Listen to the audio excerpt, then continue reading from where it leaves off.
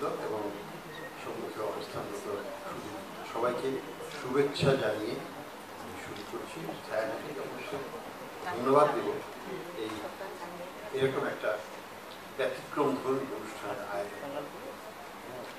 এখানে যে জিনিসটা উঠে এসেছে বা চেষ্টা করা হয়েছে এবং সফলভাবে, সেটা হচ্ছে যে আমাদের টাঙ্গাইলের যারা সন্তান তাদেরকে এবং এটা একটা প্রয়োজন আছে এখানে বিশ্বাসবোধ বা আঞ্চলিকতা বোধেরও একটা মূল্যায়ন হয়েছে।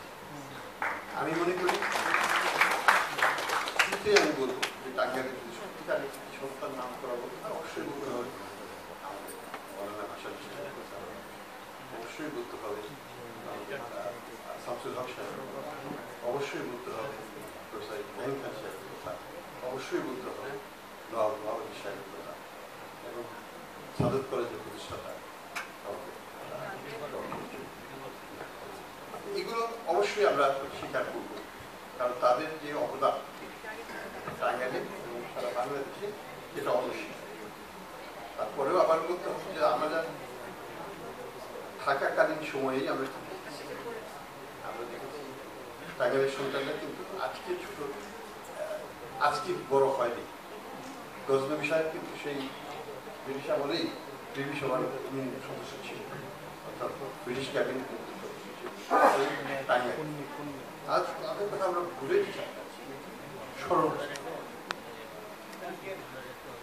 আমার নিজের পরিবারের দিকে যদি থাকে, আমার নানা কিন্তু 1908 সালে বিএ অনার্স পাস করতে হবে এবং সিভিল সার্ভিসে জয়েন।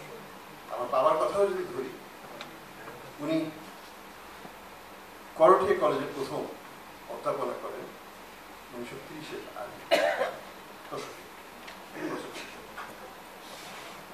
তারপরে বেঙ্গল সিভিল সার্ভিস দিয়ে উনি চলে যান। কিন্তু জিনিসটা হচ্ছে যে শিক্ষকতা, শিক্ষা এবং ইব্রাহিম খান সাহেবের সাথে তখন প্রথম প্রজন্মের শিক্ষক হিসেবে ছিল। তো সেই হিসাবে আমাকে অবশ্যই স্মরণ করতে হবে আমাদের প্রিন্সিপাল ওনার সাথে আমার অল্প একটু পরিচয় হয়েছে।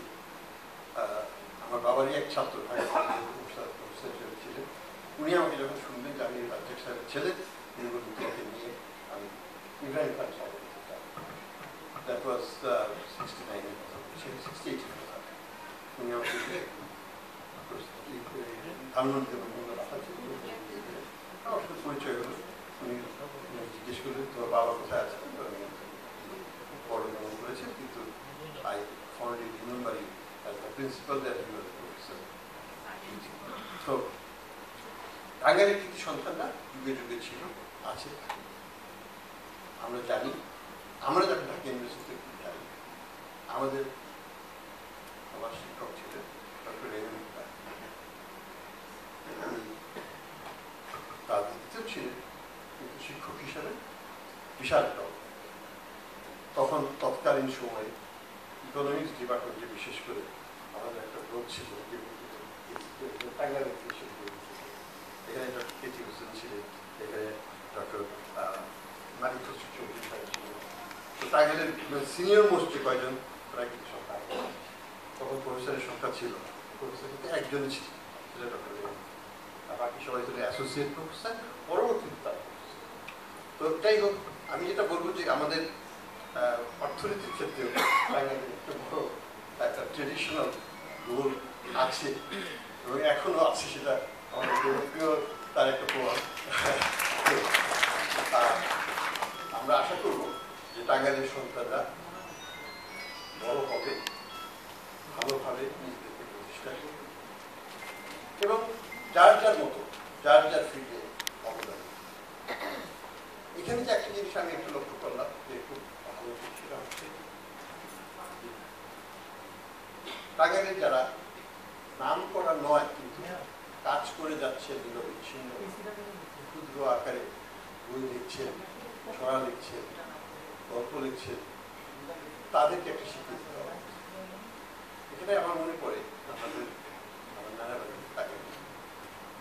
আমাদের আত্মীয় ছিলেন, প্রাইমারি স্কুলের শিক্ষকতা। কিন্তু তার মনটা ছিল কিন্তু কাকুতি। তো উনি বহুত কষ্ট করে পয়সা জমিয়ে রিটায়ারমেন্ট তৈরি করে উনি বই ছাপাতেন, মাটির ময়না নাকি যে নামটা ছিল, সেই বইটা নিয়ে উনি আমাদেরকে দিলেন ইত্যাদি। আমি যে জিনিসটা বলতে চাচ্ছি যে আমাদের প্রত্যন্ত অঞ্চলে অতি সাধারণ মানুষ তারাও কিন্তু লেখক সাহিত্যিক নিজের মতো করে তারা তাদের ভাব প্রকাশের চেষ্টা করে, পেনশনের টাকা ভাঙিয়ে একটা বই ছাপানোর চেষ্টা করে। এই যে একটা অনুভূতি, এই যে একটা প্রচেষ্টা, সেটাকে এখানে রেকগনিশন দেওয়া হচ্ছিল, সেটাকে আমি সাধলাম যে আমাদের এই ছড়িয়ে ছিটিয়ে থাকা সংগ্রামী লেখক লেখিকা সাহিত্যিক তাদের জন্য একটা সম্ভাবনা নিয়ে দেওয়া, সেটা একটা স্বীকৃতির সময়। তো আমি সেই ছোটবেলায় সেই হায়দার আলী খান মাস্টার উনার এখানে এসে ধন্যবাদ। তো যাই হোক, অনেক কথাই বলে ফেললাম ঢাকার সম্পর্কে, আমার নিজেদের সম্পর্কে এবং অন্যান্যদের সম্পর্কে। আমি মনে করি যে আমরা একটা সন্ধিক্ষণে এসেছি বর্তমানে। আমরা কেউ এখানে একটা দায়িত্ব পালনের জন্য আমাদেরকে অর্পণ করা হয়েছে, যেটা আমরা চেষ্টা করব যতদূর সম্ভব সঠিকভাবে করার জন্য। ভুল যাতে না হয় বা কম হয় সেই চেষ্টাও আমরা করব। যে জিনিসটা বলতে চাই, যে অর্থনৈতিক শৃঙ্খলা রক্ষা করার দায়িত্ব এখন আমাদের হাতে, আমাদের প্রতিপক্ষে। আমরা চেষ্টা করছি সবাই সমানভাবে পারছি বা পারবে সেটাও নয়, সেটা করছি না, কিন্তু সবাই কিন্তু একটা জিনিস সততা মনোনিষ্ঠতা দিতে চেষ্টা করছি। আমি মনে করি যে বাংলাদেশের সম্ভাবনা, আমি মনে করি বাংলাদেশের শ্রীলঙ্কা বা ইত্যাদি হওয়ার কোনো সম্ভাবনা বর্তমানে আর নাই, কারণ যে অবক্ষয়টা হয়েছিল সেটাকে প্রতিহত করা হয়েছে এবং সেটা যে অবক্ষয়টা উচ্চ পর্যায়ে যেটা ছিল সেটা এখন যেটা হচ্ছে যে এইখানে এই অবস্থা থেকে এটাকে উত্তরণের দিকে নিয়ে যাওয়া, এই প্রচেষ্টাটা একটু সময় লাগবে। আমরা সবসময় বলেছি ধৈর্য ধরতে হবে, না পারার কোনো কারণ অবশ্যই পারবে, অবশ্যই বাংলাদেশকে আবার উন্নয়নের একটা উচ্চ চাহিদা, কিন্তু বড় রকমের ইন্টারভেনশনের প্রয়োজন আছে। আমাদের যে ব্যাংকিং খাতের যে দূরদরাজ রয়েছে সেগুলোকে ক্ষতিপূরণ করা সময় সাপেক্ষ, ব্যয় সাপেক্ষ এবং আমি বলবো যে আমাদের কষ্ট সাপেক্ষ ব্যাপার। কারণ যারা ডিপোজিটার আছে তাদের তো কষ্ট হচ্ছে, কোনো সন্দেহ নেই, কোনো ব্যাংকের ক্ষেত্রে সমস্যা আছে, ব্যয় সাপেক্ষ কেন, এখান থেকে উদ্ধার পেতে হলে আমাদেরকে সরকারিভাবে এখানে বেশ কিছু অর্থ ঢালতে হবে। সময় সাপেক্ষ কেন, এই প্রক্রিয়াটা 1 মাস 2 মাসের ব্যাপার নয়, সময় সাপেক্ষ, সময় কিন্তু হাল তো ছড়া। আমরা অবশ্যই আশাবাদী যে সবার সাহায্য এবং দোয়া নিয়ে আমরা এই কাজ সম্ভব করতে পারব।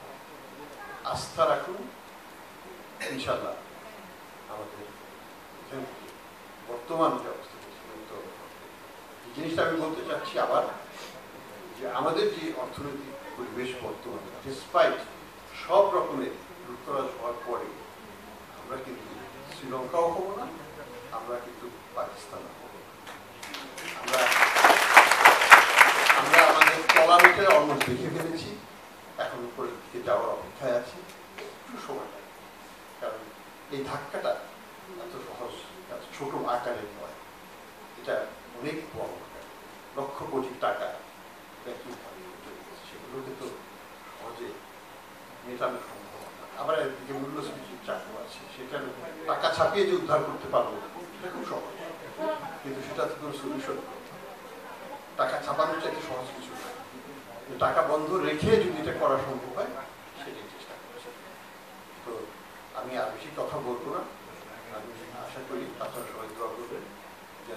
সাকসেসফুল হতে পারি, গণতান্ত্রিক প্রক্রিয়ায় ফিরে যেতে পারি এবং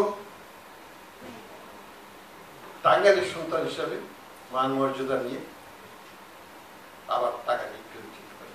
ধন্যবাদ।